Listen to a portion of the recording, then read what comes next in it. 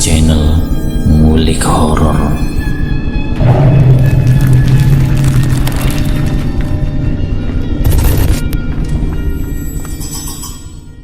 Assalamualaikum warahmatullahi wabarakatuh. Kembali lagi di channel Ngulik Horor. Channel ini menceritakan tentang kisah-kisah misteri. Kali ini saya akan membawakan kisah misteri yang ditulis oleh Maisaro dari Kompasiana. Kalian juga dapat mengunjungi page beliau langsung ya. Nanti link saya akan sediakan di kolom deskripsinya. Oh ya, di dalam cerita ini nama dan tempatnya disamarkan semua ya, untuk menjaga privasi pihak yang terlibat di dalamnya. Yuk daripada kita lama-lama, langsung saja kita simak ceritanya. Bismillahirrahmanirrahim. Kali ini saya akan membawakan kisah misteri yang berjudul Tumbal Anak dalam Kandungan. Sebut saja namanya Karina. Karina mengintip dari jeruji besi di pintu gerbang. Dari situlah Karina menikmati pemandangan luar dari rumah megahnya. Meskipun hanya kecil, ia tahu jika di luar sana cukup ramai, terutama di pagi dan sore hari. Anak-anak kompleks menjadikan pohon flamboyan di luar pagar rumah Karina menjadi titik kumpul sebelum beramai-ramai bermain di lapangan. Karina terkadang mendengar percakapan mereka yang ternyata suka menggosip, membicarakan isu aneh yang beredar dan bahkan menggibah. Beberapa hari terakhir, Karina mendengar seorang anak menyebarkan isu jika pernah melihat makhluk berwujud nenek bungkuk, bertongkat tulang belakang manusia. Mastika? Karina memanggil nama suaminya meski ia sendirian di rumah. Karina kembali terpukul, makanan yang disiapkan Dika tadi pagi ditatap dengan penuh benci. Diambilnya sedikit lalu dibuang ke kloset agar nanti jika di tangan sudah makan atau belum, Karina tidak terlihat terlalu berbohong. Tangisnya terdengar memelas. Suara itu dipandulkan dinding rumah megah yang seolah mengejek Karina yang kian terpuruk. "Sayang," panggil Dika begitu sampai rumah. Ia menyalakan lampu yang masih padam, kemudian membelai Karina lalu merengkuhnya dengan mesra. Suasana pun menjadi tenang, namun di tengah malam Dika terbangun oleh suara tangisan Karina. Tangisannya nyaring dan dalam. Setiap kali terseduh, hati Dika seakan disayat sembilu. "Karina," panggil Dika lembut. Ia menutup tirai jendela yang terbuka agar istrinya berhenti memandang keluar. "Mengapa aku keguguran lagi?" Pertanyaan itu terus membayangi Karina. 2 hari yang lalu ia keguguran untuk kesekian kalinya di usia pernikahan mereka yang ke-10. Sejatinya ia sudah berhati-hati setiap kali berhasil hamil, mulai dari mengambil cuti kerja, makan makanan bergizi, olahraga teratur, hingga didampingi dokter terbaik yang sangat memperhatikan perkembangan kehamilan Karina. Karina heran, berbagai kemungkinan sudah diperiksa oleh dokter dan hasilnya ia tidak memiliki masalah atau hambatan untuk memiliki buah hati. Mengapa ia selalu keguguran setiap kali hamil? Ia sampai merasa tidak berguna di depan Dika, merasa hancur ketika mengetahui dirinya gagal. Betapa geramnya ketika melihat berita bayi yang dibuang di tempat sampah oleh orang tuanya sendiri.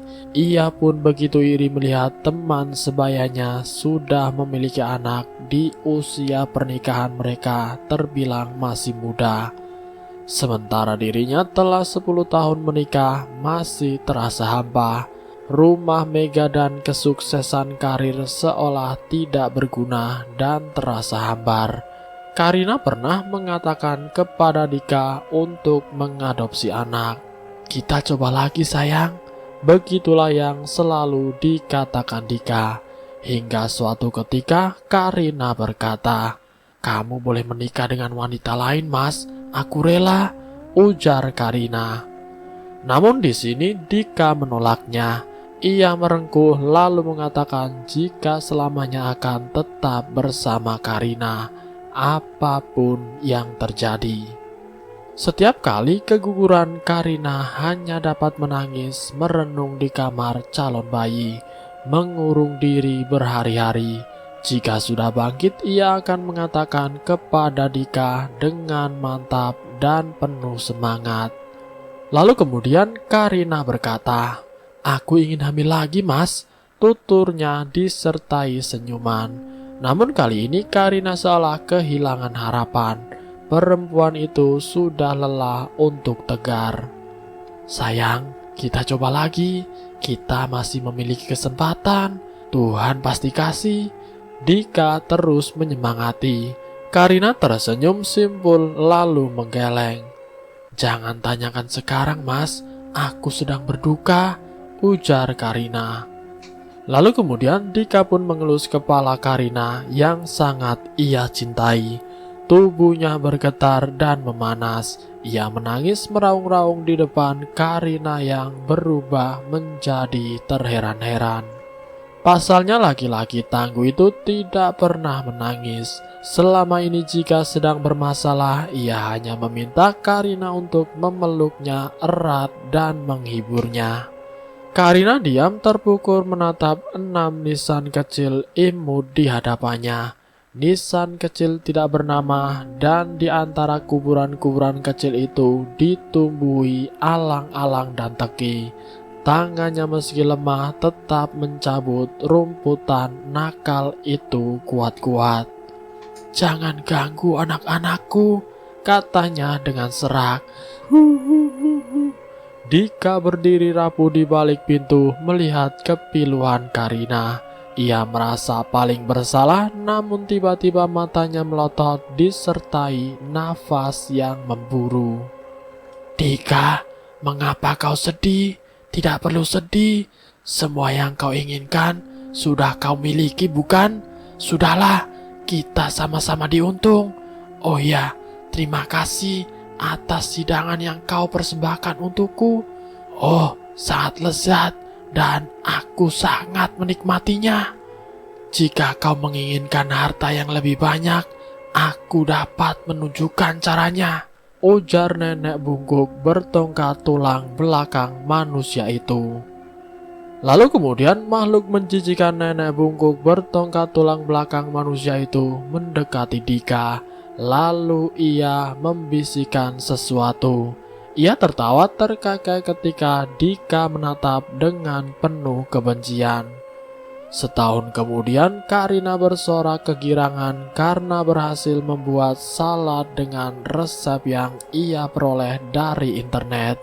Ia memamerkan kemampuannya di depan Dika yang siap-siap pergi bekerja.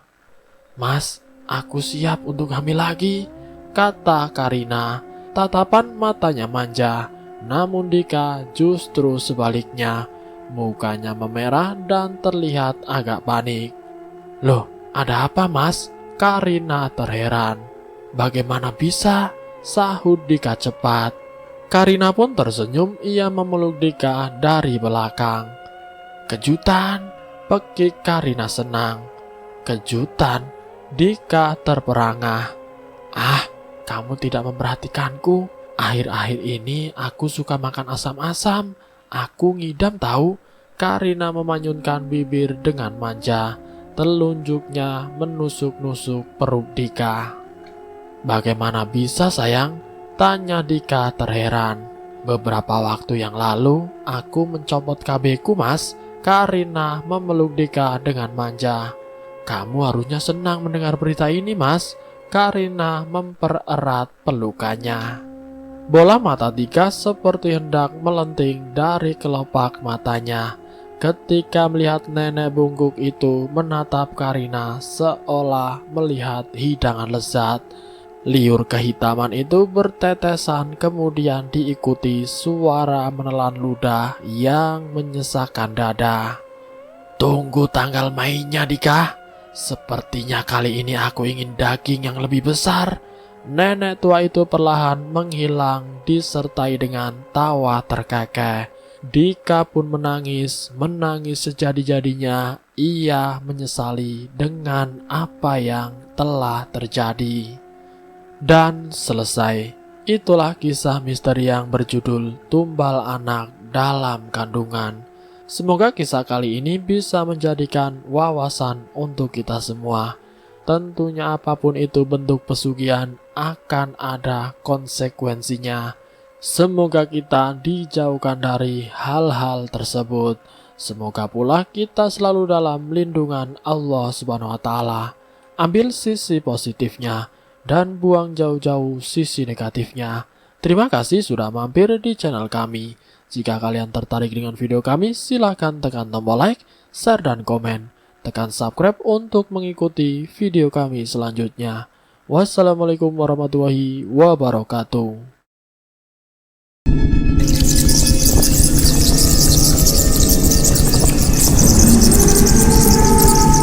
Selamat datang di channel Ngulik Horor.